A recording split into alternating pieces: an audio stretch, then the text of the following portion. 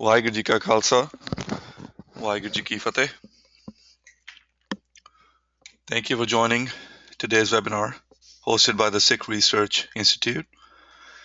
My name is Jasdeep Singh, and I will be the host and moderator for today's session. The presentation will begin shortly. Before we get started, I want to review a few housekeeping items and let you know how you can participate in today's event. I will then provide some information about the Sikh Research Institute and today's presenter, Harinder Singh, before turning it over for the main presentation. You're looking at an example of the GoToWebinar attendee interface. It is made up of two parts, the viewer window on the left, which allows you to see everything the presenters will share on their screen, and the control panel at the right. Use the orange arrow to open and control the panel. The audio pane provides audio information. By default, you've joined the webinar via mic and speakers.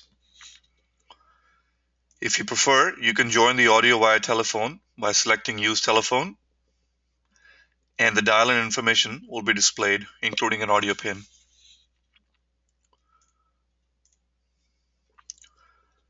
You can send your questions either by typing it in the questions panel, or you may ask it over the mic. In case you don't have a mic, please state your name, city, and question in the questions panel. You can send the questions to us while the session is in progress. And Harinder Singh will answer the questions midway through the presentation as well as towards the end. As a reminder, today's webinar is being recorded, and everyone will receive an email within 7 days with a link to view the recording of today's event. If for any reason you experience any technical difficulties during the session and you can't see the main presentation, for example, then please do not hesitate to contact me via the chat panel. If you lose your internet connection or have to restart your computer during the session, then you can rejoin the session by clicking on the URL that is included in your original registration email. Finally, at the end of the presentation, I'll be launching a testimonial and feedback window. We'd appreciate if you could take a few moments to provide your feedback and comments on how the session went and how we can improve future sessions. I now provide some background to the Institute and also Harinder Singh. The mission of the Sikh Research Institute is to provide educational resources to Sikhs to lead a Guru-inspired life. SikhRI is an inclusive resource for you, your family, your community, and 30 million Sikhs worldwide. We are focused on helping you fall in love with Sikhi.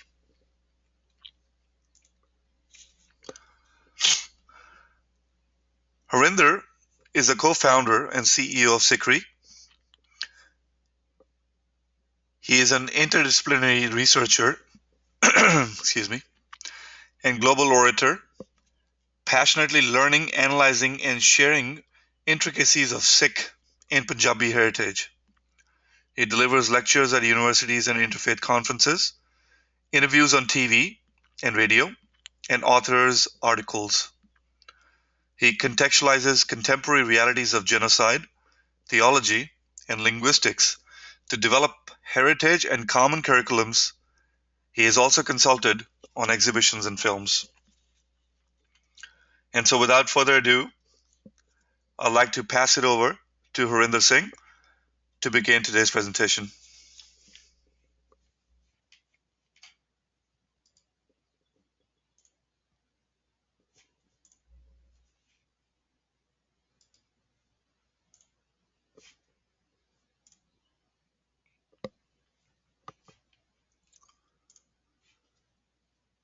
Harinder, you should be a presenter now.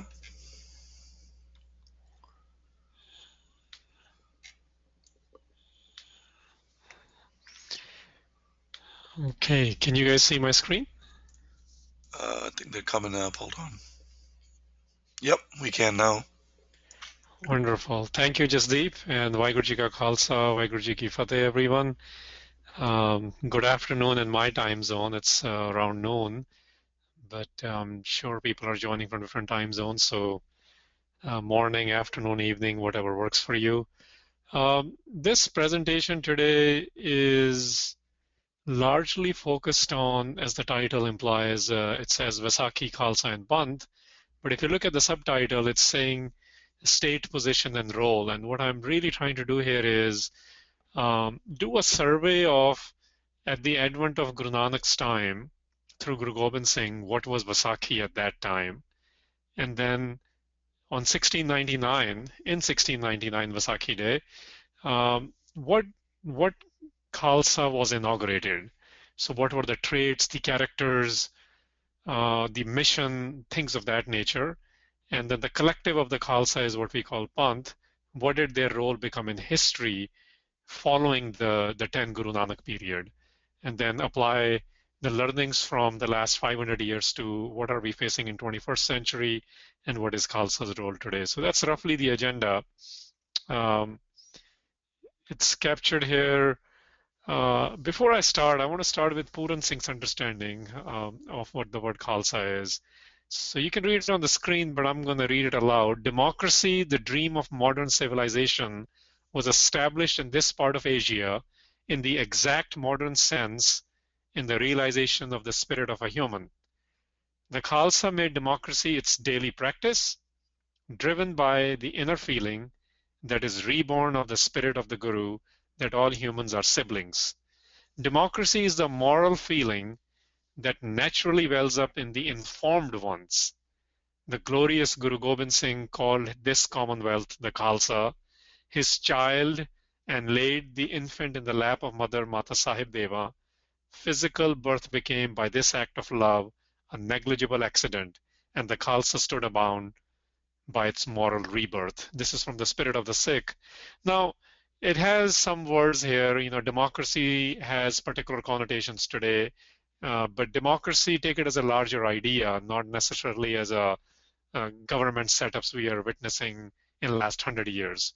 So what I get out of what Puran Singh is saying here, Professor Puran Singh, is that the ideas of democracy or conceptions of democratic frameworks were not just existing or experimented with in the Europeans, among the Europeans, or later in the Americas, but this kind of this collective sort of representation and the collective governing its own systems was actually taking place in Asia as well, South Asia to be particular, and Guru Gobind Singh was at the helms of affairs of those as well.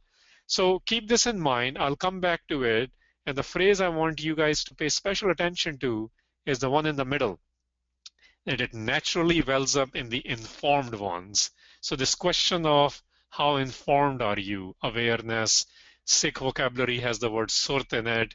This morning, I was reading something, and one of the ideas of the Surat or informed ones, aware ones, was that it is a three-step process.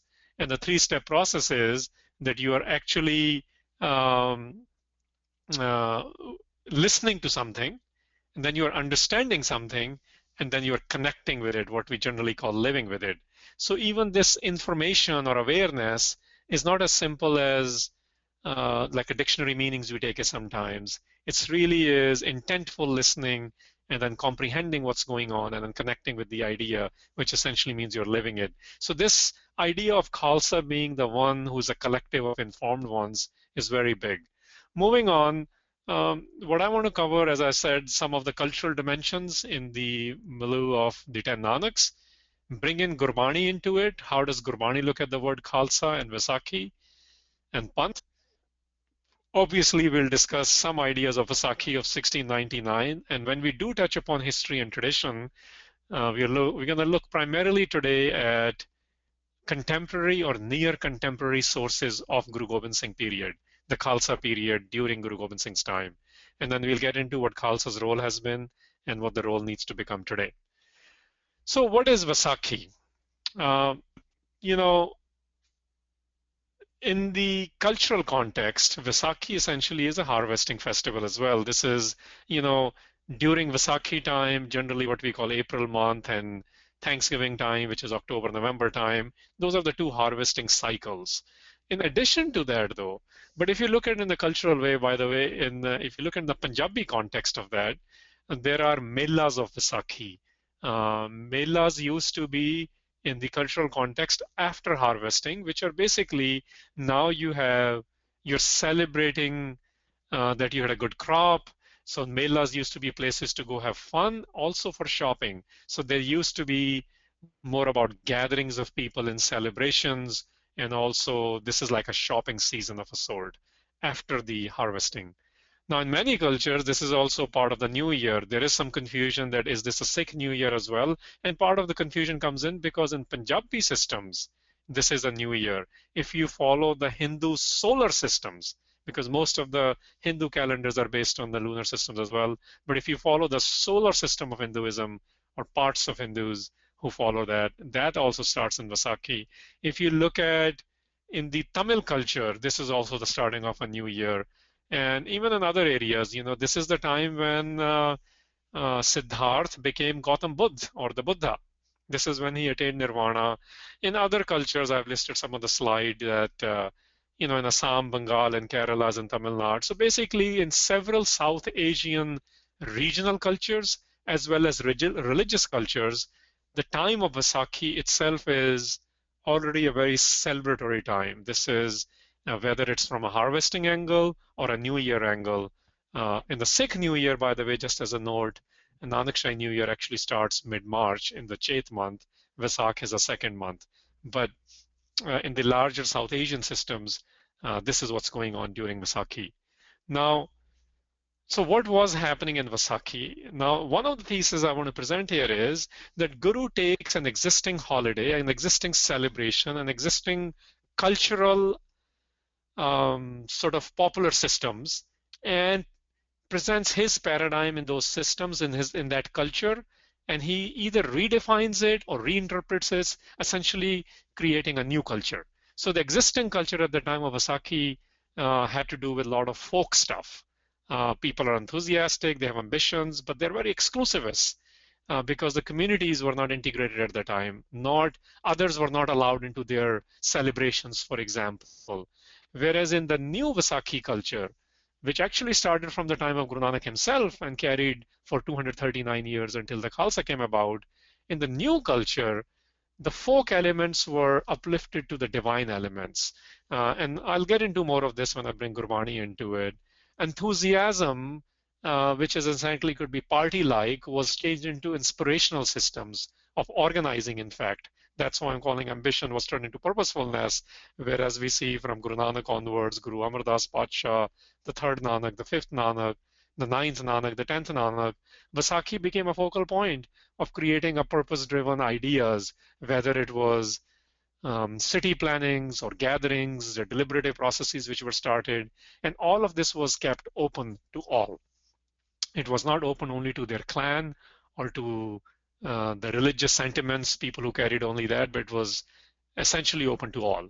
So what is Vaisakh in Gurbani? Well, you can see two of the ideas there, one from Guru Nanak Sahib and one from Guru Arjan. In both cases, I'll pick on the second line, where it says, Nanak Vaisakhi Prabh Pave, Surat Sabad Man Mana.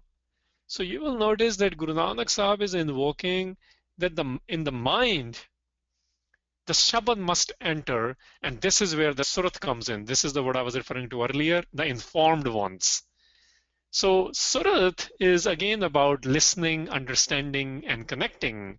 So Vaisakhi, so people are celebrating Vaisakh for various purposes, which is what I was calling the existing culture. And Guru Nanak Sahib comes in and he says, in this paradigm shift is onto this new culture, a new sort of a system being developed, where it says, well, really, Vaisakhi will be great to those, Vaisakhi will be divine to those, Vaisakhi will become a new experience if we allow the wisdom to enter the mind, and this is where you become an aware individuals. Same thing you will see Guru Arjan Sahib developing, where then he goes on to say, Vaisakh Sohava Tan Lage, Ja Sant Pete Har Soe. He says, yeah, Vaisakh is great. The season is changing. The mood is celebratory. There's a party going on. There's a You know how we do spring cleanings here and there's a shopping going on. So those ideas are going on. Yes, there's a festive mode, but there is much more to it. He says, if you are preparing to submit to the divine, actually, Peta is not even submission. Petana is to offer. When you are ready to offer yourself to the divine, then Vaisakh will become even more beautiful for you. Now, this is something very different. The new ideas are being developed, new culture is being presented. Let's come to the word Khalsa quickly. Now, I've shown you three variations of it on the screen. One is Khalis, other is Khalsa. The second one is the one which you're probably most used to. And the third one is Khalisa, which is a choti hai, they call it in Farsi or Persian. But essentially, the first two, the meaning is same, it's just a variation. You're probably used to seeing the word pure. I shy away from using that because the idea of pure and the connotation it brings in, Guru Nanak actually counters that, and all the gurus counter that because the division in the world is about who's pure, who's more supreme, and who's impure. In fact, if you look into the 20th century phenomena, what gave rise to the right wing, like Nazism, and perhaps some will counter even the Shuddhi elements of Arya Samajis in India, and which is revisiting in this century now, in this year, this cleansing idea, which goes on to ethnic cleansing in some cases. So I shy away from that word pure. Really, in Gurbani's language, if you want to find something similar, it'll be something like nirmal, which is without mal, without dirt, without adulteration. So vicelessness or flawlessness is more of an idea. Khalis, generally speaking, is pure. That's what we are used to in a more popular connotation. But when we bring this into religious connotation, it really is about something or someone who is driven for excellence, who's driven for flawlessness, vicelessness, nirmalta, which is without the vices, without the mal, without the dirt. Now, the third bullet, which you probably, some of you, I'm sure all of you are aware, but let me mention it here, is something which is a little bit different idea. In the emperor and state level, the land which directly belonged to the emperor was called Khalisa. For example, if there's an emperor of South Asia or India at the time, whichever vocabulary you want to use, the kings used to report to the emperor, and they used to pay taxes or revenue collection through them, and then the chiefs used to pay revenues to the kings, and so on and so forth at the lower levels.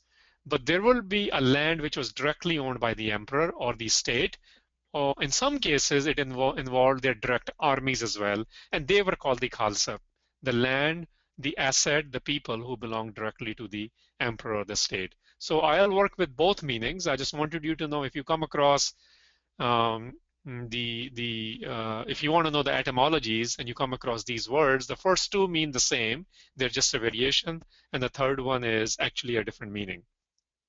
So in Gurbani, when the word Khalsa comes, this is Bhagat Kabir Ji's Shabad.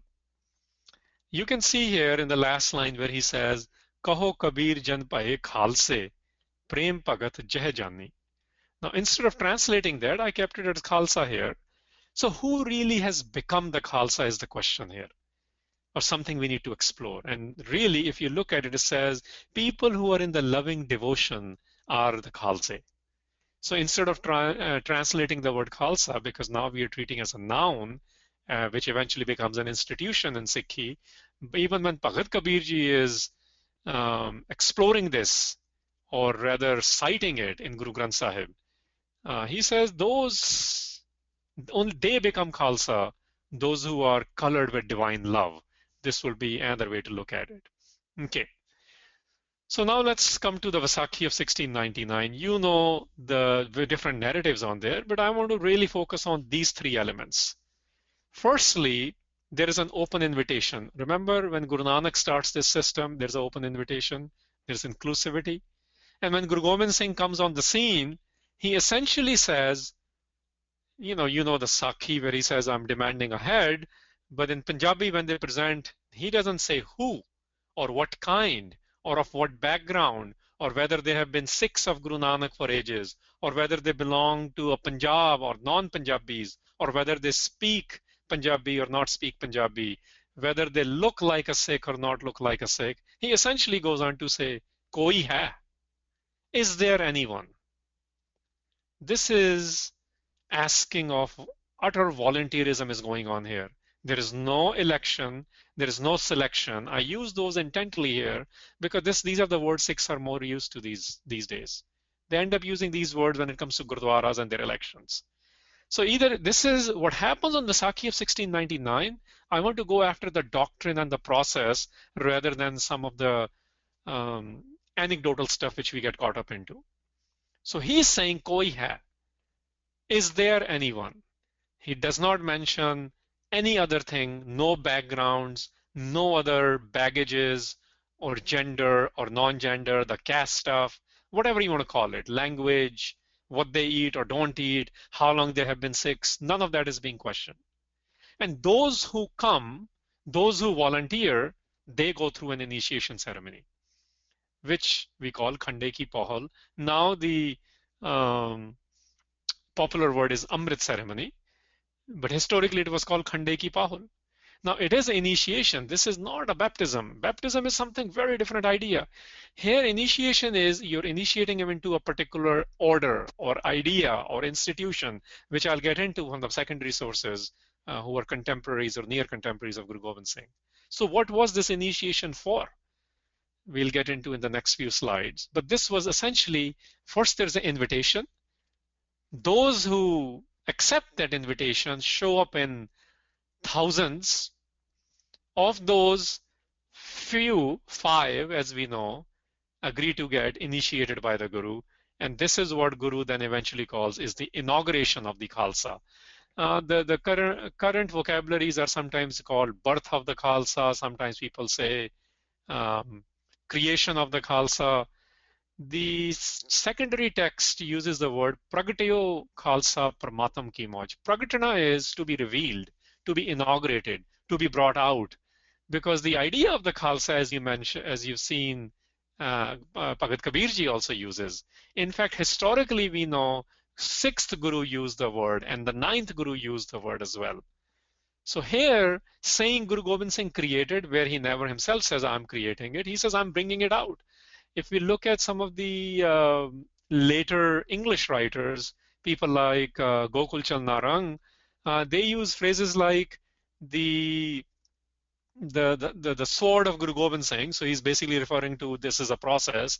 He says the steel of the sword of Guru Gobind Singh was provided by Guru Nanak, which essentially is going back to the larger thesis which is present in Guru Granth Sahib, that all the Gurus were same and they came out with a particular mission, and this mission is coming together and it's being now presented as an institution on the blueprint of the ideal being. The archetypes, or whatever you want to call it, the ideal person from a Sikh tradition as it's presented to the world is called the Khalsa, and that's what was inaugurated that day. So what was inaugurated? Who were these people? Look at this map. This is, if you look at where this event takes place, first of all, it's called Anandpur Sahib now. It is surrounded by, look at the area, Pakistan, Afghanistan, what we now call India, China, and that hot spot of the world even today. And there's an event at Anandpur. All sorts of people are there. There are people spying on Guru Gobind Singh. There are other people who have been Sikhs for generations. There are people who believe Guru's gone berserk. There are people who are just there to see, check it out. There are people who are reporting to Aurangzeb, the emperor at the time, the spies we'll call them. And what happens here? If you look at the kind of people who answer the call of the Guru, I don't want to get into what happened inside the tent. I'm more interested in who answers the call. And once they answer the call, what doctrine did they agree to live by? So look at this process from Daya, Taram, Himmat, Mohkam to Sahib. And can you even imagine the creative excitement on the Vaisakhi day, where the open invitation, I call it was like a block party. Think of like your block party, where the invitation is open. People are coming for different reasons. Some want to check out, some want to enjoy, some want to see the Guru, some are interested what is Guru going to do that day. And the five people who get up, they're in front of you. Only one is from Punjab, one is from Lahore. Rest of them, I mean, you'll see this in the institution building of the Sikhs, whether it's the Darbar Sahib complex, or whether it's the Bhagats in Guru Granth Sahib, or whether it's the inauguration of the Khalsa. You see this four corner idea, uh, people from all walks of life idea, from different languages, from different backgrounds, and various professions. What level of creative excitement Guru Gobind Singh Maharaj must have created in Anandpur Sahibs, in the foothills of Himalayas, where even a barber gets up and he says, I am ready to volunteer in this space. What kind of space would have existed is what I want you to think about. Where Sahib became Sahib Singh. And this is the map of that area on the backgrounds of the people. One is a trader, one is a farmer, one is what we call tobi now, washerman, cloth printer, basically, and a barber. These are, we will call them everyday people. We will call them masses. This system, this revolution, this egalitarianism idea is not just being born in Europe 200 years later in other political philosophies which were used to these days. But this actually is an idea which is not just experimented with, it's an idea which is not just left at an idea level, which is put into practice for everyday people, not for establishment. As Guru Nanak said, I work with Nichihu wat Nich, the downtrodden and the underdogs. You see that the underdogs of the world, of the South Asian world at the time, who choose to, they're not being told, those who volunteer, they are actually given these positions of the Khalsa. Okay. So we popularly call them the Panj Pyare, the five beloved ones. Actually, we need to start calling them the five enthroned. Why do I say that? You can see the Professor Puran Singh's quote here too, but in the historical tradition, the line is Khalsa Mera Satgur Pura. Khalsa is not somebody who just writes Khalsa after their last name. That actually is totally taking away from the idea of Khalsa or the institution of the Khalsa or the purpose, which I'll get into very quickly. Khalsa was and is a collective. And Professor Puran Singh says the greatest act of genius of Guru Gobind Singh was when he transferred the divine sovereignty vested in him to the God-inspired people, the Khalsa. Notice the phrase God-inspired, not God-feared. We are not fearful of anyone. This morning I had a great fortune to go through whole of Vaisakhi War and look at Professor Puran Singh's transcreation of it and Bhai Veer Singh's. I was enjoying it tremendously. And over, this idea is being brought in that it has to do with cleaning up your mind and not fearing anything, getting rid of rituals, all the ideas of Vaisakhi War, which Guru Gobind Singh was known for, that even before his battles, let's sing Vaisakhi War together. Because the surat, the awareness, the informed ones are the ones who are given this sovereignty. So Guru Gobind Singh takes and gives his authority to the Khalsa. This is yet to be imagined in the world in 1699, and it was already in practice where in European traditions and Enlightenment traditions and democratic traditions, they were thinking about doing these things. So what happened that day? The biggest thing I want to focus on is the Khalsa was given a particular doctrine. And generally when we have a discussion about what happened on Vaisakhi Day, we limit it to external signifiers of the Khalsa, what we need to look like, flashing of the sword, beard, turban. Those are part of Khalsa traditions. But Khalsa tradition is based on certain doctrine, and we have forgotten this doctrine. And this doctrine is what? It says the things which kept you in shackles for centuries, things which were allowing you to become free. And by the way, Khalsa means free. Khalsa means sovereign. Khalsa's meanings and etymology we covered. When we look at these doctrines and them in practice, Khalsa became synonymous with sovereign or free person. How did they become free? Gyani Gyan Singh in Twarikh Guru Khalsa, Twarikh means history, history of the Guru Khalsa. Gyani Gyan Singh writes in middle of 19th century, 1850s mostly he's writing. He says this was the doctrine released that day, that from here on, Whatever your religious beliefs, whatever religion you followed is done. Nash means finished, killed literally. So get rid of your prior religion. And again, if you connect this to Vaisakhi and Guru Nanak, he calls it Dharam is a pakhand. Dharam has become hypocrisy. Dharam has become show off.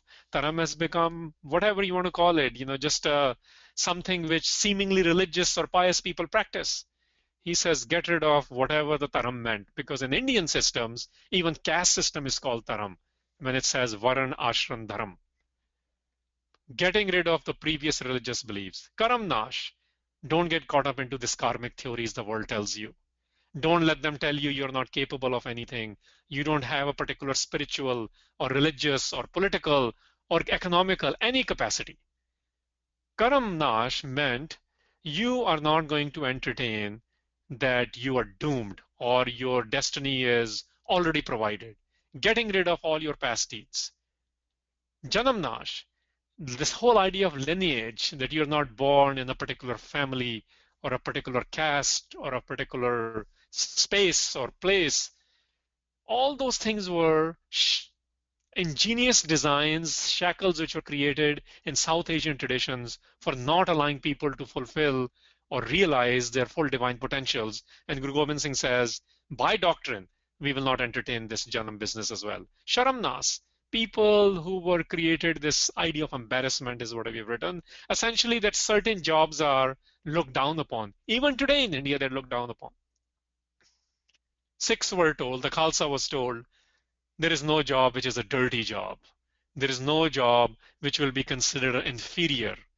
And param as doubts, essentially this meant, the dogmas of the world, the rituals, and the prejudices which come with these rituals, this whole idea of what is pure and impure to what is allowed and not allowed, anything which creates dichotomy within the individual, the doubts, and by the way, in Guru Granth Sahib, this is where it says, again in Vaisakhi, where I'm relating to it, from Gurbani's angle, where it says, Param ke parde Sadgur khole.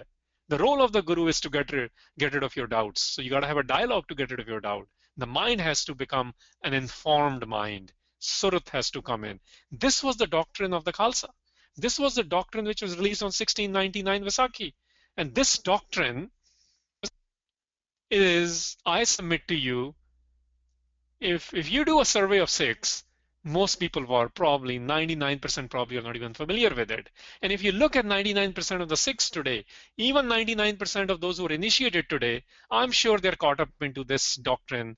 Instead of making it a Nash doctrine, they have actually revived it, which is counterculture or counterproductive to the Khalsa way.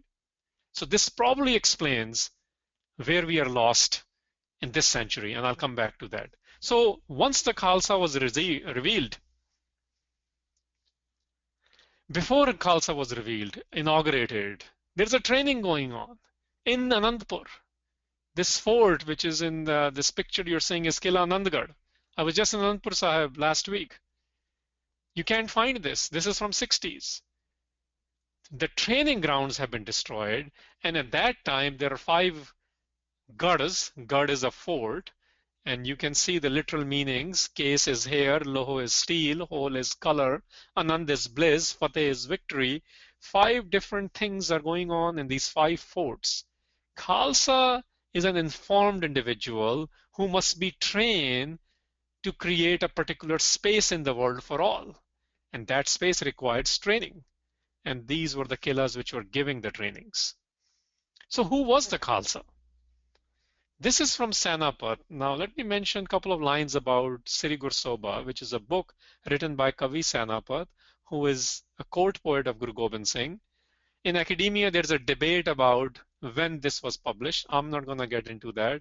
That's for another time. But everyone does admit that it's either contemporary or near contemporary, which means this really matters. What's written in this really matters. I want you to pay special attention to this line. It says, it's actually telling who's a Khalsa. Now, we need to understand this in context. It's actually saying the Guru declared, the true Guru, referring to Guru Gobind Singh Maharaj, that Sangat, my Sangat now is the Khalsa. So this really is about the allegiance. This has nothing to do with somebody's spiritual capacity or somebody's spirituality as we have made it to be today on the Khalsa traditions. This was about there are Masands there who want particular allegiance. Masands were the caretakers of the Gurdwaras. They had become the middlemen.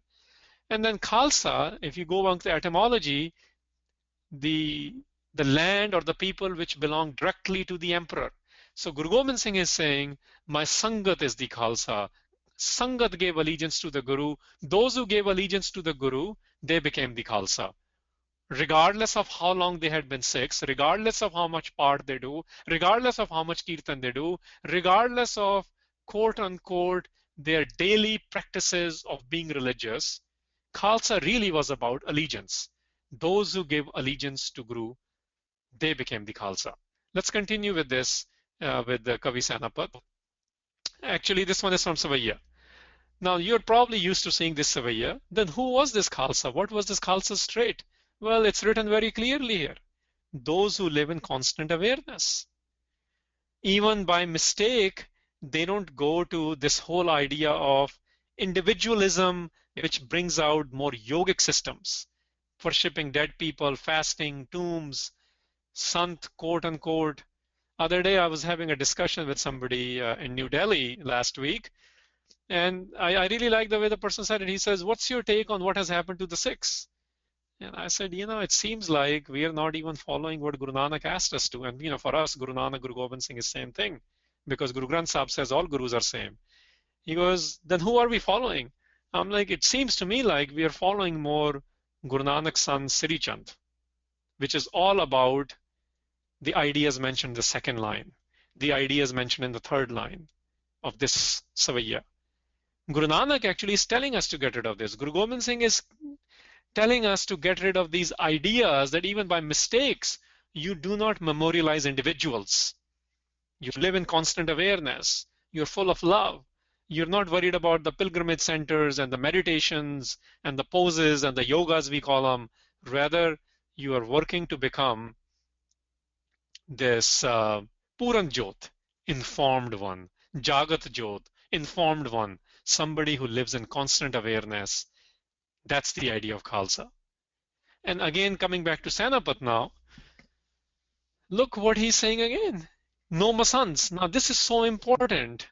Why is this important? Because even before Vaisakhi Day, the date on the Hukamnama, which Guru Gobind Singh issued from Anandpur Sahib, is given when he essentially kicked Masands out of the Sikh systems of the Khalsa before the Khalsa was inaugurated. The date given on that is 15th March 1699. So just to put it in context, almost all, regardless of which calendar you follow or not follow, both sides agree that the Vaisakhi at the time, if you date it back from today's era, the systems we use for referencing, it becomes either 29th March or 30th March. Okay. Now, reason I mention this is the Hukamnama to outlaw Masands was issued on 15th March. So it predates 14 or 15 days before Vaisakhi Day. Now, why is this important? Because Masands were not just administrative bodies. They were not just religious bodies. They were also, basically, they had become representatives of the Guru. If you go back to the history of the Masands, the word is derived from Masnad-e Ali, agents of Ali. That Masnad, in its, you can say, adoptive form, Tadbhav Roop with jade word aaye ne, it became Masand. So Masands were agents on behalf of the Guru. Now look at what Sanapat says. He says, Guru eliminated the Masand and made the Khalsa. So Khalsa really is the one who represents the Guru. Khalsa is the one who gave allegiance to the Guru, and then Guru gave it back to the Khalsa, the authority. Khalsa is the one who is, look at the second reference here. Naam word is brought in. The Khalsa is the one who lives in the culture of Naam, to again borrow Professor Puran Singh's vocabulary, or Khalsa is free. Khalsa has destroyed its bondage by living in the Naam, and this is how they had the capacity and the capability to renounce the Masands. So really, Khalsa is a collective which is replacing the existing system and reviving a new culture because the existing system had become corrupt. So if we have new Masans, this is so important to understand. We have Masans in today's century. We had Masans in the last century. The reason Masans become powerful is they invoke the ideas which are not really about the Khalsa, but about the other major Indic traditions. And Khalsa, if is not living in awareness, is not the informed one, will not be ready to take on the Masans, which every generation needs to be ready for, according to Sarbat here as well. Now, this is Pai Nandalal. He is not just a court poet of Guru Gobind Singh, but even in SikhRI Maryada, it says he's the one who we need to listen to very carefully and is given the authority to be after Guru Granth Sahib. We say it's Pai Nandalal, Pai Gurdas, and the Bani is a tribute to Guru Gobind Singh. So his testimony is very important. And look what he's writing about the Khalsa. Khalsa is about the practice in daily life regarding your surroundings.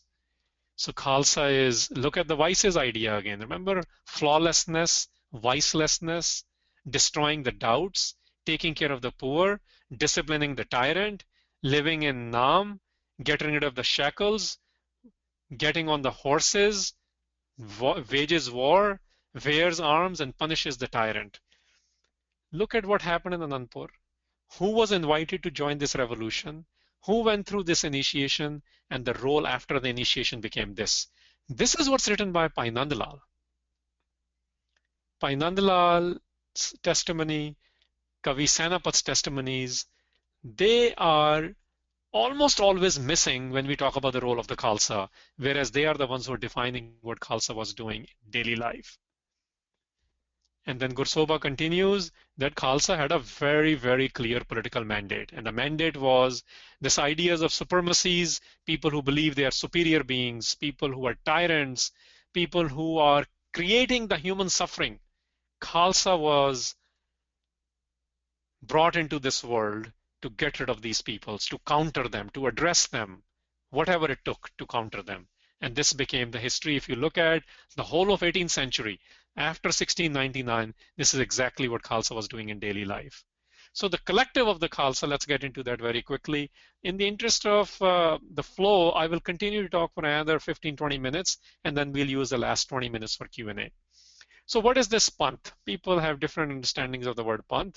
I put out few. Pai Veer Singh calls it, even there's a literal meaning you can read on the screen, and there's an institutional meaning. Obviously, the literal meaning means either the religion or the way or the path, the way it comes into, if you look at the last citation, they're from Encyclopedia of Sikhism, which was edited by Dr. Harbans Singh, Professor Harbans Singh. It basically says Panth is a collective term used for the Sikhs who have given their allegiance. Look at there, the word allegiance gets used here again.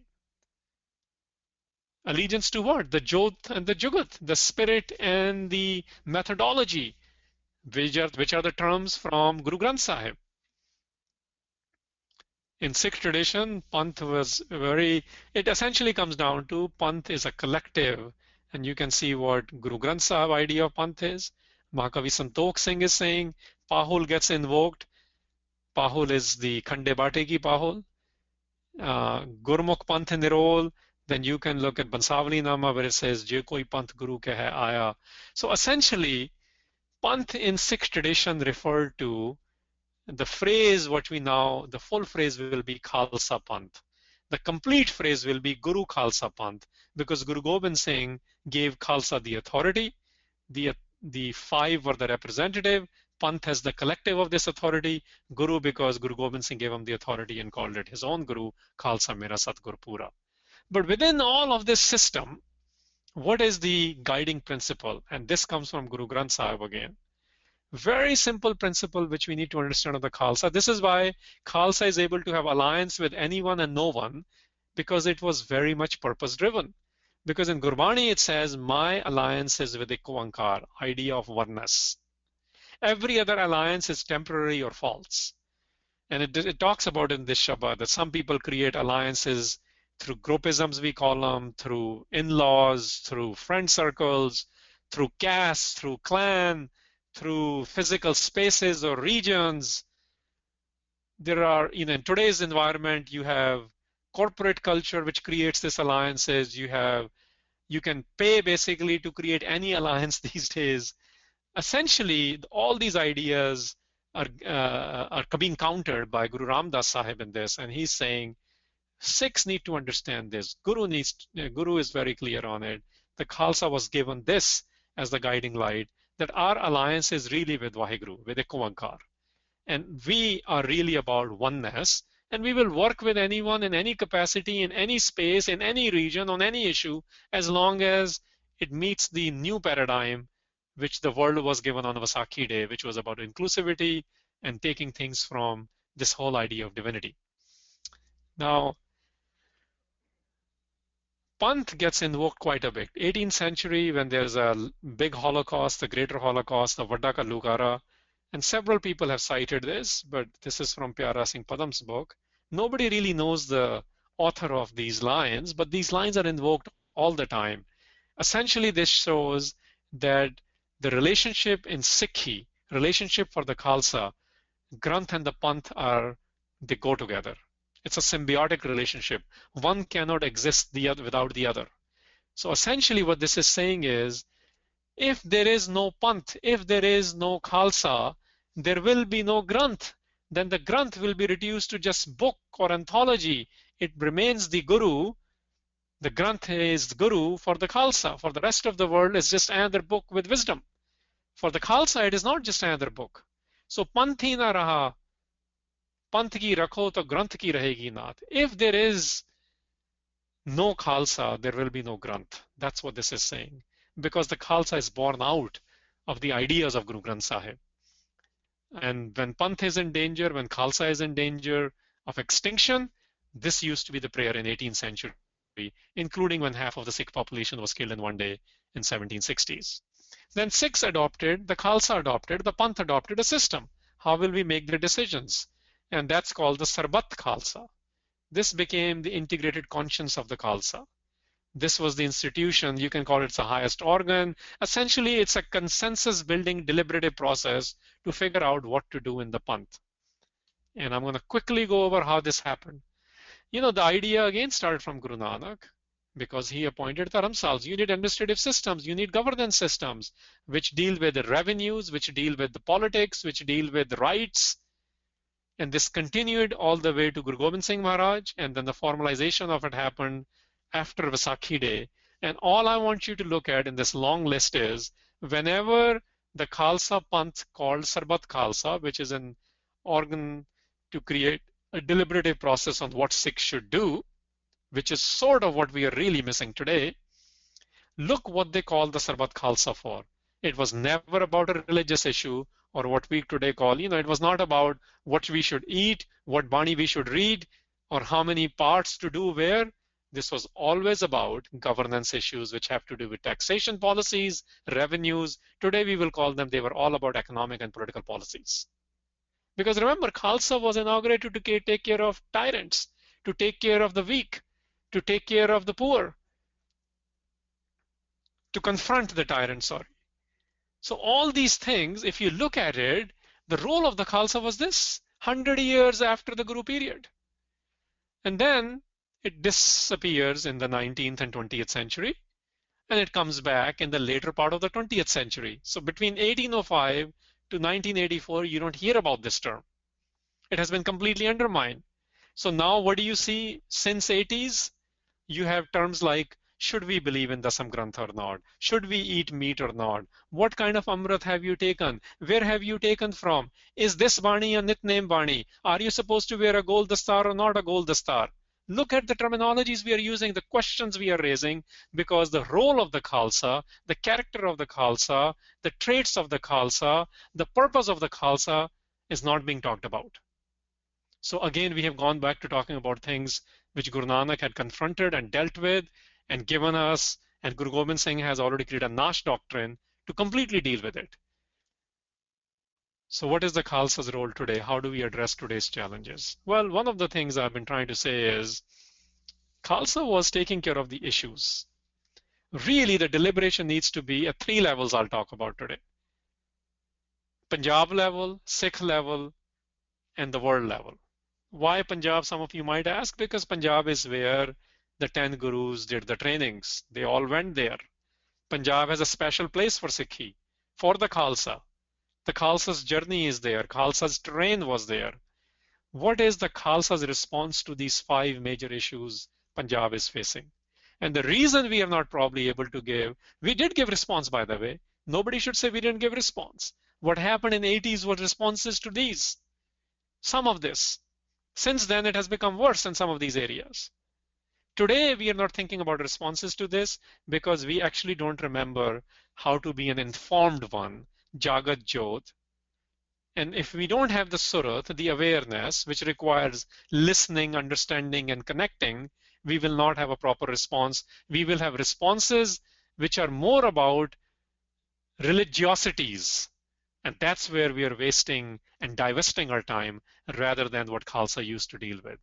And we have challenges among ourselves. Worldwide, the Sikh challenges are this.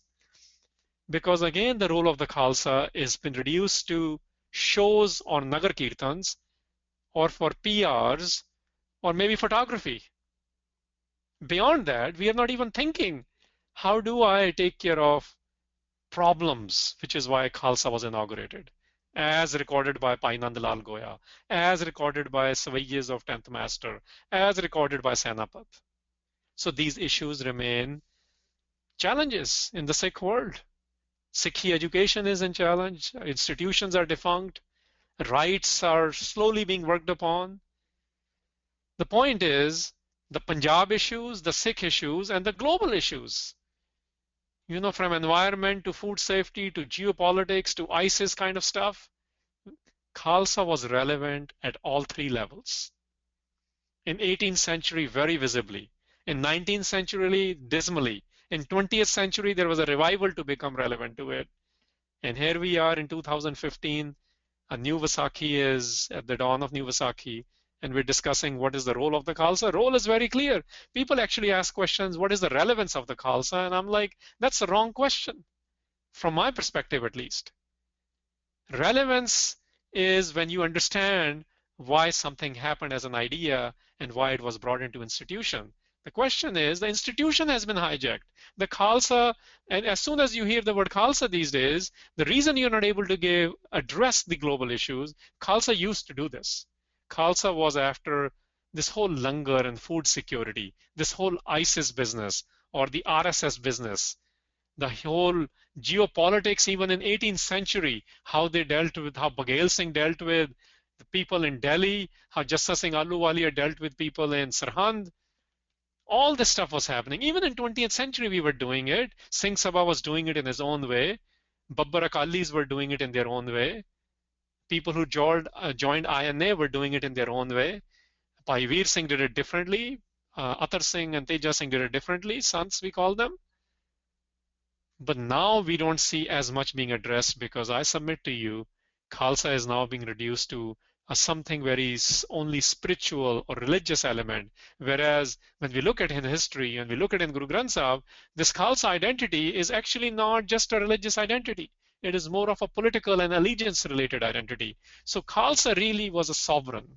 Khalsa is a sovereign. Khalsa is the one who believes there are no Masands in my life. Yet in our surroundings today, we see Masands everywhere. Some in Gurdwaras, some outside Gurdwaras. Masand is somebody who's controlling our systems. And we are not the informed ones. Khalsa is the informed one. Just by taking Amrit, just by doing your Nitnem is not the Khalsa. We have been covering that those even other people were doing. Khalsa was the one who gave allegiance to the Guru, which meant basically the Guru Khalsa Panth now. The one who breaks socio-political structures. Today, people professing to be Khalsa are actually creating more structures which are class and caste based. So this is something this is undoing of the Khalsa going on because perhaps we don't again understand what Khalsa was. Mandate was to fight tyranny. Mandate was to fight wrong taxation.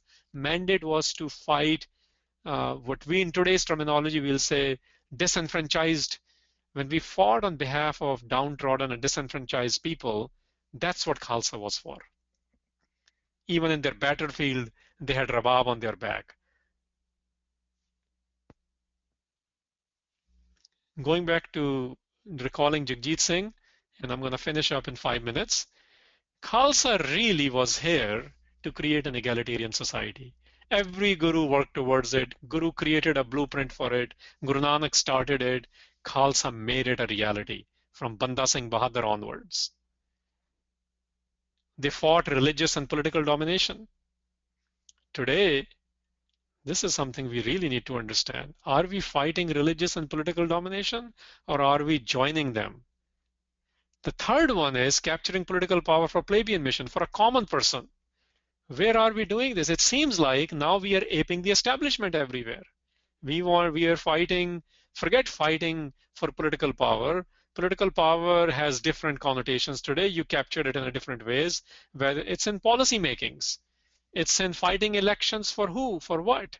Are we, if we look at electioneering within SGPC, in our local gurdwaras, in the communities we live in, whether it's in US, Canada, UK, wherever the diaspora communities are, in Punjab, in India, are we really doing this? How are we really fighting for a common person?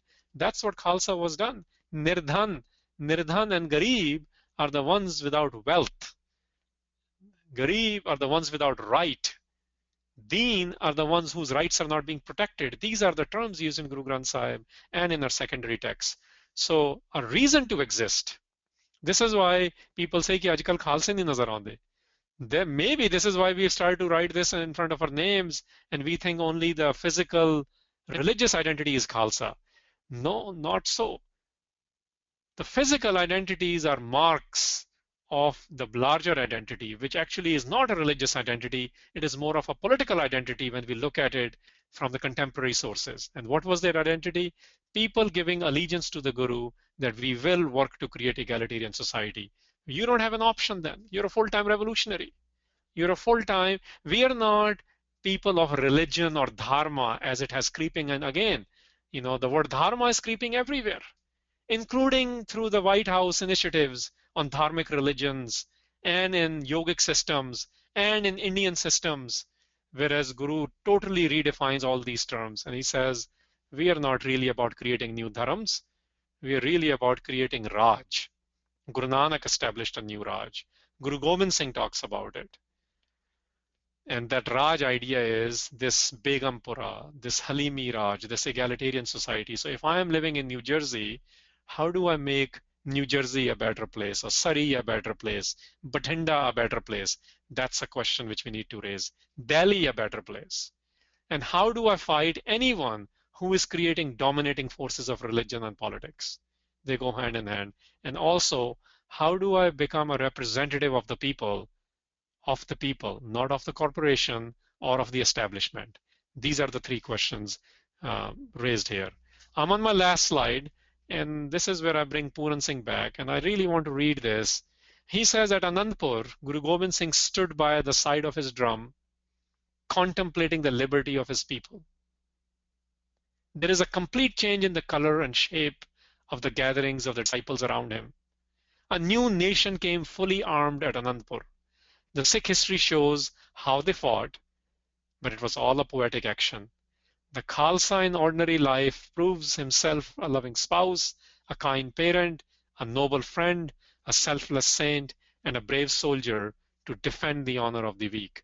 And this is, I really recommend this article, Creation and Purpose of the Khalsa. Khalsa in ordinary life. We know Khalsa in extraordinary life. And we sometimes over eulogize that perhaps at the cost of forgetting what Khalsa in ordinary life is. We sometimes only talk about Khalsa in political sovereignty life or Khalsa in martyrdom life. But Khalsa in ordinary life, if you recall all the great Sikhs, men, women alike, their ordinary life was also extraordinary. So when they came in the public life where they dealt with economic and political policies, it became even more extraordinary. And this is what Khalsa, the Panth, the Vaisakhi, they come together for Sikhs as a new paradigm, a new blueprint on how to live in this world. This is Guru Nanak, Guru Gobind Singh's genius presenting a blueprint to the world on how to live. It obviously is not for everyone, but those who give allegiance to it, they need to be very clear about how to create this Anandpur in every city they live in. And this is where most of the work for us is, if you ask me. Our work really is, how do you become the resident of Anandpur? A resident of Anandpur would mean, how do you become an informed one? And as you become the informed one, how do you become the active agent on behalf of the Guru? The Masans were outlawed, and the Khalsa was brought in as an active agent. Okay, I'm sure there are a bunch of questions and comments. I'm ready to go if a moderator can start taking them on. Jasdeep?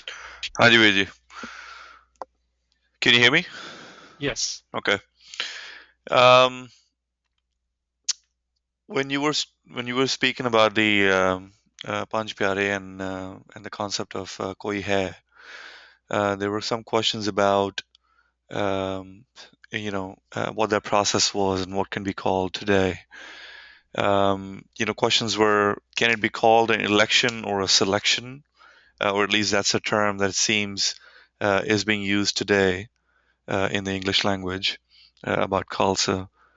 So if you want to comment on that as to how would you describe that, and I know you've done that in the slides before, but uh, one more Yeah, time I was maybe. essentially saying that it is an utter act of volunteerism.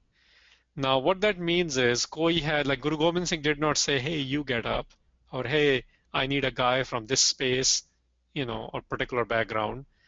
So it is neither election nor selection. So I think the challenge we face today is, how do we create this volunteerism as at the highest level of volunteer capacities? I think our work is cut out. Gurus work to create that environment first. We don't have the environments, so whatever we end up doing ends up being not as successful. The training of the individual, making them first understand what paradigm they're walking into, what their role is. We will call that even character development. All that goes into then having people who want to be functional agents on behalf of the Guru. Okay. Another question from K. Singh, from Kulvinder Singh from Sacramento, California. And he asks, my son's system sounds like bishops or parish practices in Catholics. Was this ever formalized in SikhRI? Yeah, Masan system was, well, it's not quite like a Catholic sort of a system, but yeah, you can see some parallels. It was formalized when the Manjis were established. They were precursor to Masan system. By the time fifth Guru Arjan Sahib came, it became quite formalized.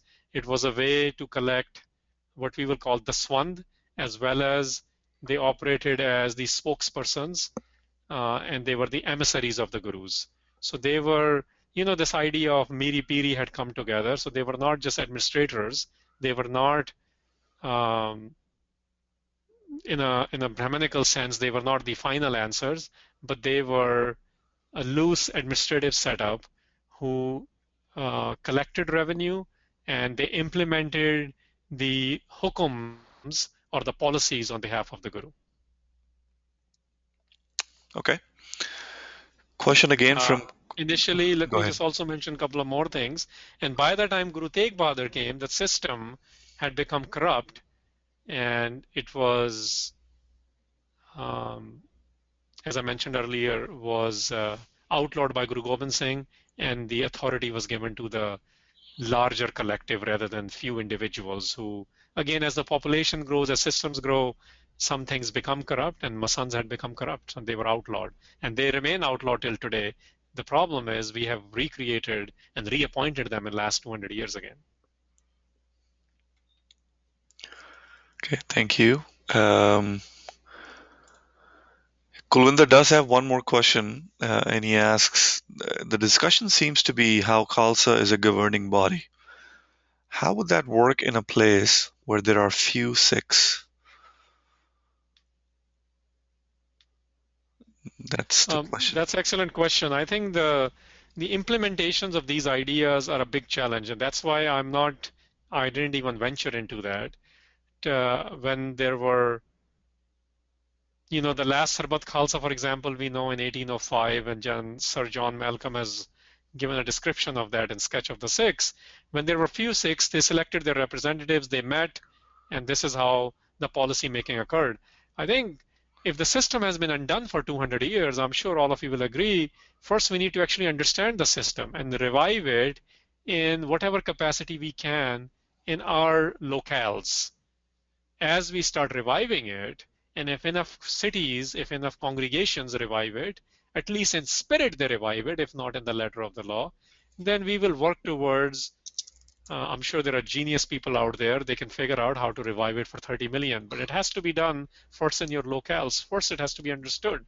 And the whole Khalsa is misunderstood. The governance of the Khalsa has been hijacked, and it's going to require at least a couple of decades of some concerted efforts to bring it back.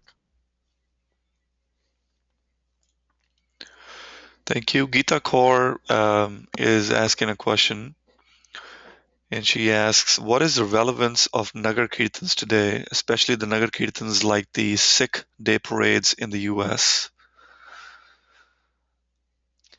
Thanks for asking. Nagar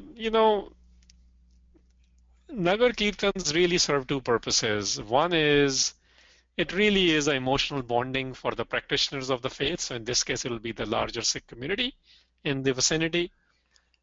Secondly, some people say, and I'm not so sure how effective that is, and they're saying it's a strength show of display or strength among the extra, like a non-Sikh community.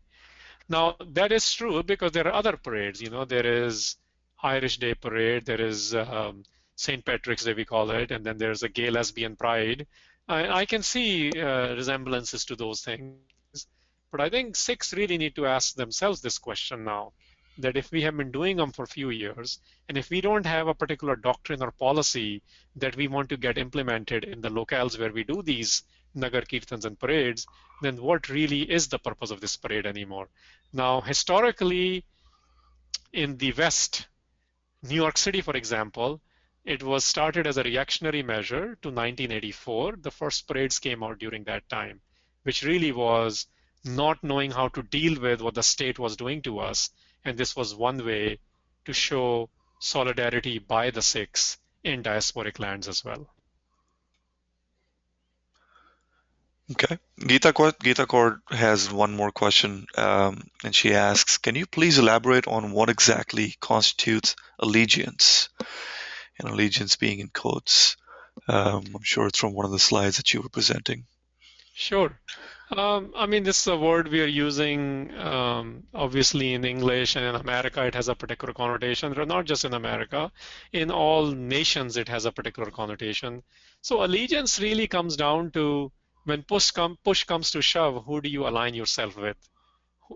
Whether it means who do you vote for, where do you give the money, which policies you work toward. In this case, when we say Khalsa gave allegiance to the Guru, it really means that the policies of the Guru matter to that individual more than the policies of the state he lived in. So what does it mean today? Well, it meant at that time, it meant that what Guru Gobind Singh said and asked to be implemented, or what the Sarbat Khalsa said and asked to be implemented, those who did that, they were the Khalsa, not the ones who just claimed to be. Today, that would mean it's a little bit muddy because we don't have the process of deliberation. And that's what I was saying. It's going to require us as an individuals, to those who profess or are learning or want to study the Khalsa, to really individuals will have to make this decision in the absence of communities and eventually the Khalsa Commonwealth when it figures out its mechanisms. Right now, the whole mechanism is hijacked. So allegiance today will be more at a personal level and maybe in few congregations or cities perhaps, but at the larger level, it will come together when there are true Sarbat Khalsas. Okay, the question from Vivek Singh in Chandigarh, and he says, do we know the new professions of the beloved Panch Pyaras, or at least maybe right after they were made Panch Pyaras, I guess that's what he's asking. Uh, I, as far as we know, all five of them left their old professions and they joined the Guru's movement full time, which essentially became at the time, for example, that Hukamnama I had mentioned to you, all of you earlier about um, outlawing Masans. It was found in the possession of Dr. Madanjeet Kaur. She's the one who shared it with Punjab Digital Library, and that's how it's widely available now. We asked her where did she get that, and she said that she actually is a descendant of Bhai Daya Singh, who was one of the first fives. And she says this came under his possession. It was part of his role to fight the outlaw Masan systems as well. So I would say um, people who were becoming full-time revolutionaries or the full-time Khalsas, if you want to call them, they were really historically doing three different things. They were becoming caretaker of what we now call historical gurdwaras, or they were creating what eventually in the 18th century missile period and pre-missile period became fighting the invaders. They became, the Middle Eastern invaders at the time, or fighting the state to create economic and political policies. And third were they became educators within the communities in terms of teaching the ideas of the Guru Granth to the community. So we historically find three roles uh, of uh, of the Khalsa, those who joined the Khalsa. Okay. Harpreet Singh from Brooklyn. He asks, while the Panch Pyaras, the process of they getting inaugurated was neither an election or a selection. How does this work in the real world? If you have volunteers and every person wants to perform the role in the limelight, and no one wants to do the hard work, how can the group succeed? Right. And thanks for asking that. In fact, that's what I was alluding to earlier. This thing was not about limelight. The Khalsa was not really about limelight. Today we have reduced it to a show and Nagar Kirtans and physical identities with flashing sabers. Really, Khalsa was about fighting in what we will today call in the trenches. So if you have joined an environmental movement, let's say you're in New York City, you're from Brooklyn, let's give that example. New York City goes through a major issue whenever election cycle comes. Before that also, you have education crisis, you have housing crisis, you have environmental crisis, you have 99% in movement. Khalsa would have been part of these movements, rather leading these movements. And those who led these, those who succeeded in leading these, then they were given the role to be in public limelight, which is what 18th century and 19th century and 20th century Khalsa history is. Today, because none of them are working on any issues, then we fight about who will be in the quote unquote limelight. So it's actually countering the whole thesis of the Khalsa.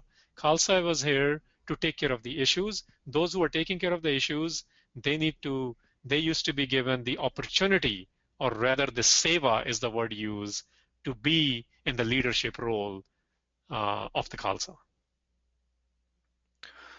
Thank you, Virgi. I have a couple of questions from Eileen Kaur Alden, and I apologize if I'm not saying the name right. Um, and she asks, what might happen to Sikhs if they attempted to reform the Sarbat Khalsa system and it conflicts with the existing administrators? Who would resolve it? And in a similar light, are there any examples of Sangats attempting to redefine Khalsa in modern times? On the first part, I think you can all pretty much project, including Eileen yourself, that what happens to anyone who revives it and wants to take it back to how the system was meant to be. Either they die trying, or they are assassinated by powers to be, or they are maligned, character assassinations. This is what happens throughout the world. This is what has happened to the Khalsa as well. There are haters and there are people who want to make sure that the true ideologies or the true doctrines are never brought out. And this is not just about the Khalsa, I said, this happens to anything in the world. So that's what happens to those who want to do it within the Khalsa tradition as well. Um, Second part of the questions, yes, there are people who have attempted these things. There are people who have done it. If I, in a different presentation, we have talked about that there are every 30 years or so, there's a movement by Sikhs who want to go towards the Khalsa ideals. And those movements, depending on the time and era, which state they're dealing with, what politics they're dealing with, they succeed to some levels and then they get, again, either physically eliminated or co-opted by the state. So yeah, there have been attempts. The attempts remain. The attempts are happening even today, maybe not as concerted, but attempts are always there. And some people want to join the attempt, the other wants to misconstrue it and malign it, like any other movements which happen in the world. Okay. Question from Ripu Damansingh, and he says, when there were 50,000 Sikhs, the Sarbat Khalsa was affected. We have over 20 million Sikhs today. What kind of system should get implemented? Because obviously the representatives with elections aren't exactly working too well.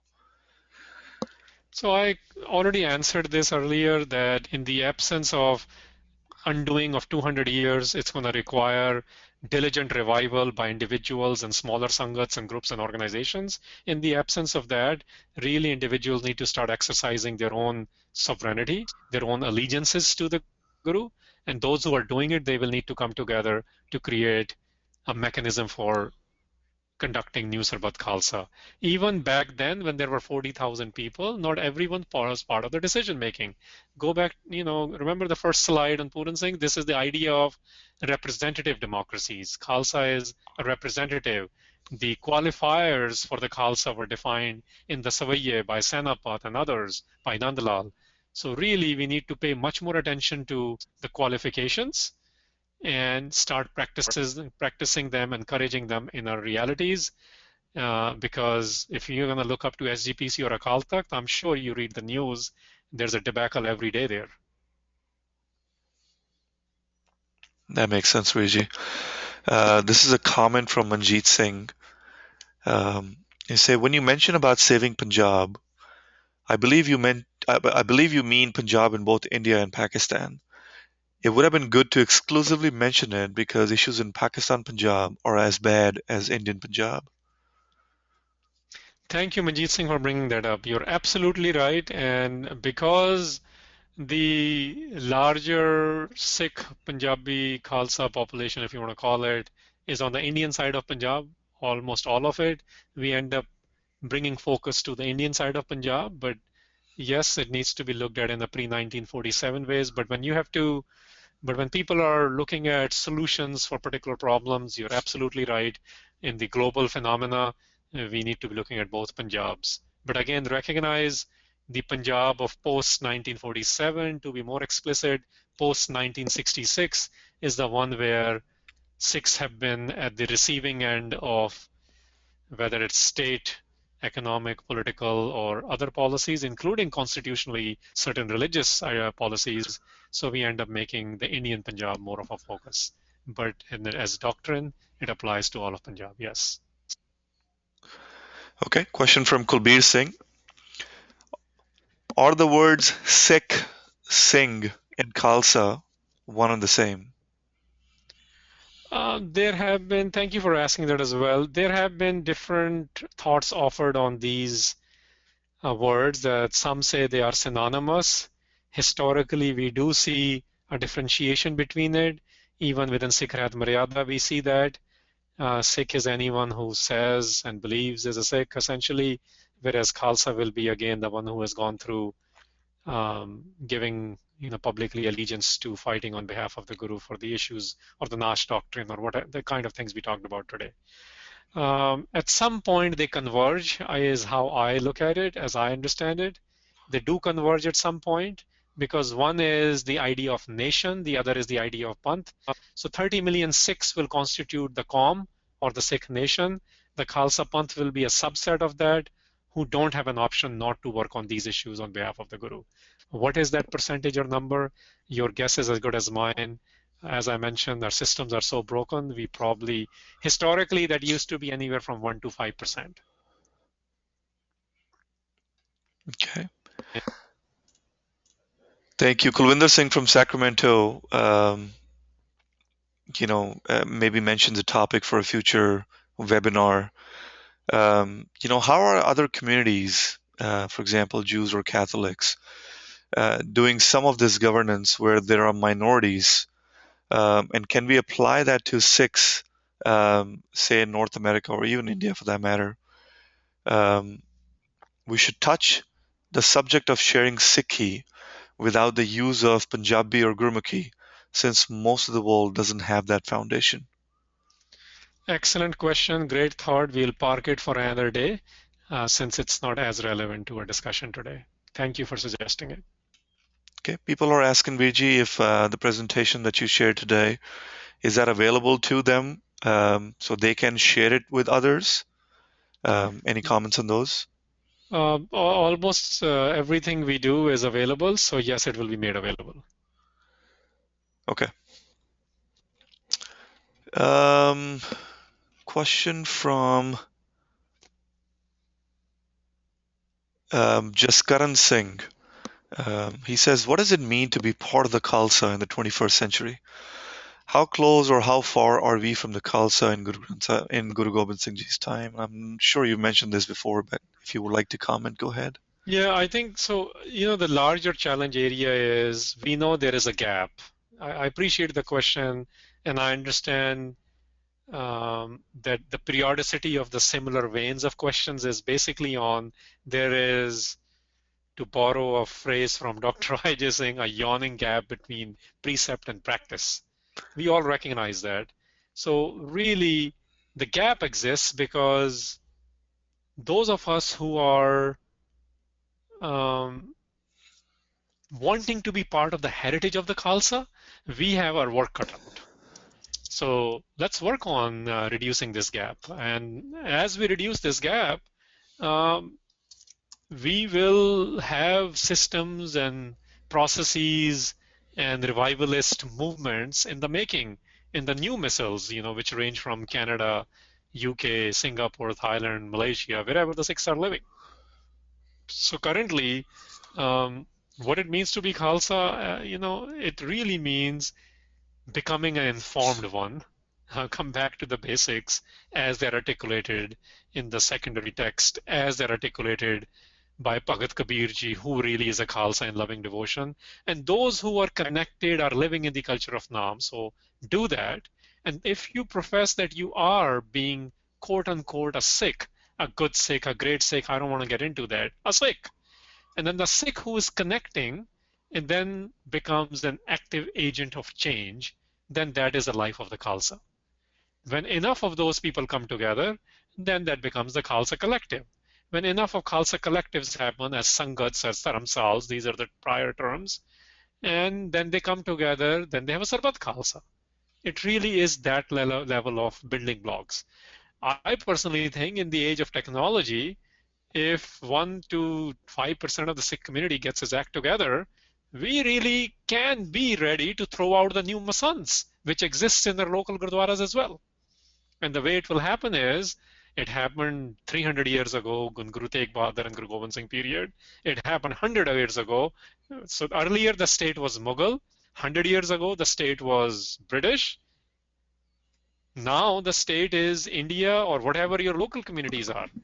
And the issues are same. It requires 20, 30 years of diligent work to understand who we are as people, what is the role of the Khalsa, not get caught up into asinine discussions which are taking place, and really going back to the purpose, the life driven at to function, as this last slide is saying, which is going back to how do I become the resident of Anandpur?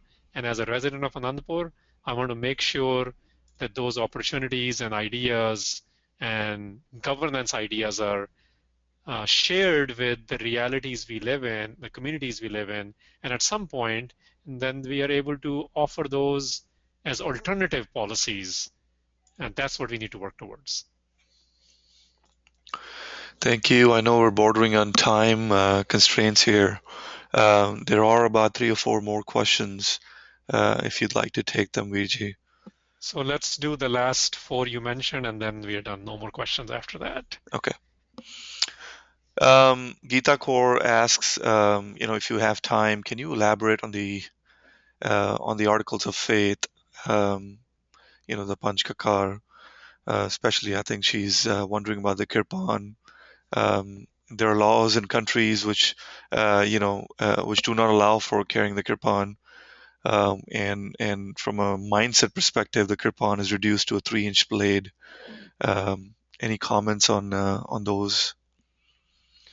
Sure. So, firstly, the 5Ks, none of the gurus or the contemporary sources of the Guru period during the Khalsa period, Khalsa's inauguration time, have really mentioned any utilitarian values to these 5Ks.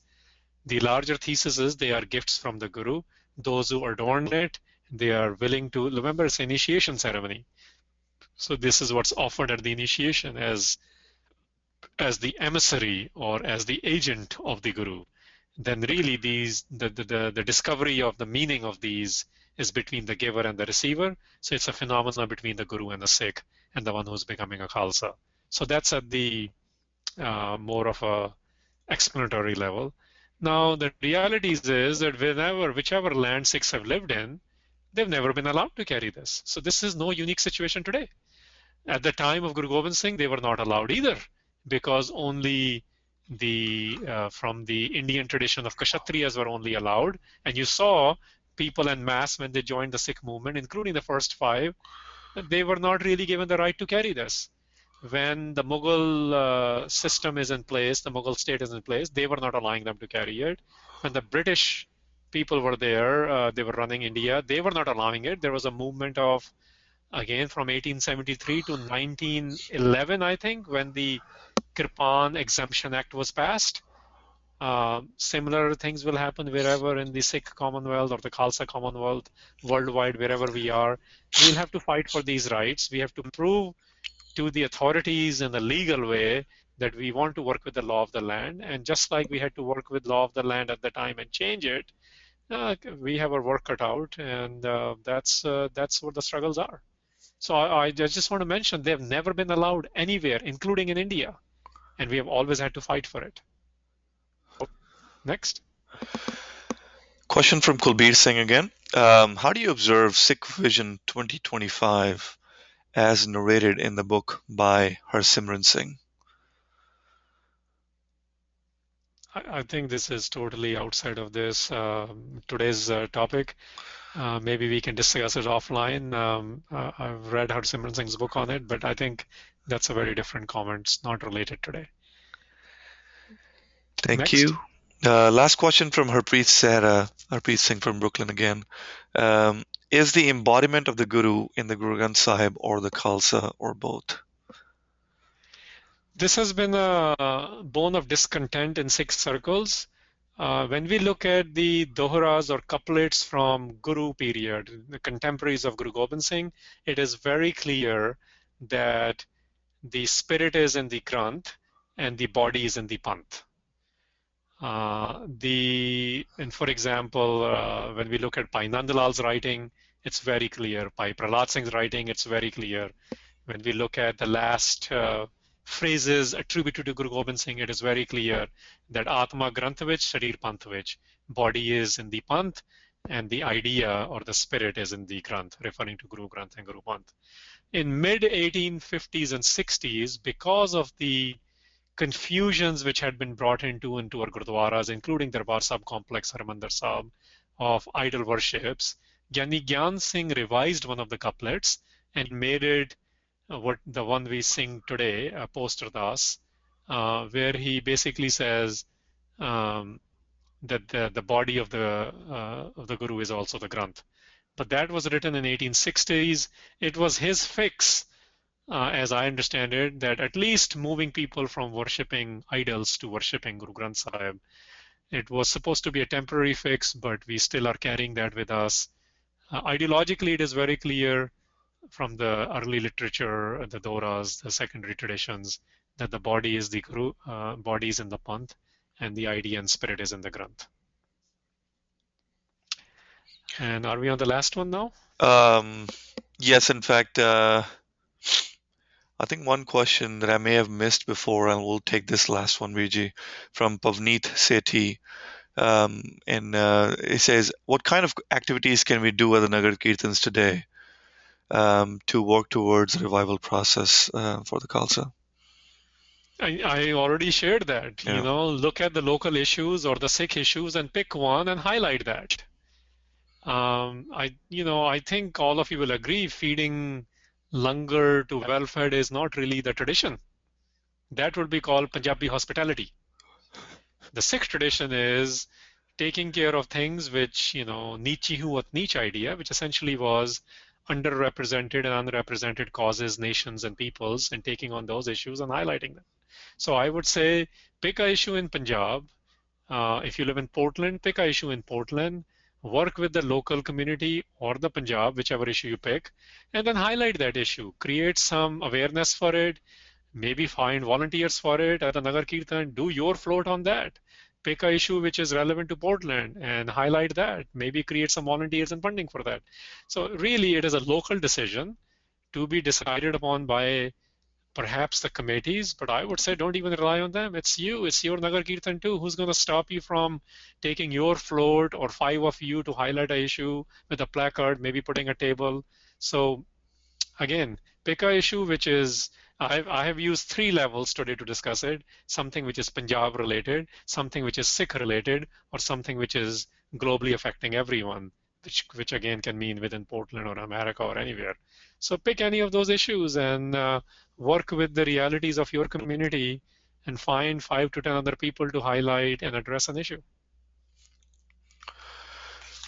Okay, thank you. Those were all the questions. I'm sure I've missed one or two, but I think Well, we're pretty close on time too. well, thanks everyone again for joining us on Saturday, and hopefully one of the things I've been trying to focus on today was that idea of Khalsa has been lost based on what we know from Guru Granth Sahib and contemporary and near contemporary sources. And Khalsa is not just a religious identity, it really is identity beyond what we generally understand in Semitic and non-Semitic tradition to be religious identities. It really was about being an active agent to bring changes, the one who's connected with the divine and bringing changes. So think about those ideas. Hopefully it gave few references for all of you to think about what Khalsa's role used to be and how to possibly become part of the Khalsa collective and revive it. And thanks for supporting SikhRI. There will be a survey coming out soon, which Jasdeep will be launching. Again, Jasdeep, thanks to you for moderating, and thanks to all of you for joining us on this live webinar. Waheguru Ji Ka Khalsa, Waheguru Ji Ki Fateh. Thank you for the questions. My apologies for those questions which are not addressed due to time constraints. Please be reminded that these webinars are provided for free, but there is a cost associated with this technology and administration. If you feel you've benefited from this particular webinar or others in the past, please consider making a donation or becoming a webinar sponsor. More details can be obtained in a follow-up email you will receive or by emailing info@sikhri.org. Just like Harinder mentioned, a reminder that a survey would pop up as soon as I end this webinar. Please take a few minutes of your time to answer a few questions. Those answers are extremely valuable for us in improving how we conduct these webinars. Once again, thank you to the presenter and the audience for being the e-sangat for today. Waheguru Ji Ka Khalsa, Waheguru Ji Ki Fateh.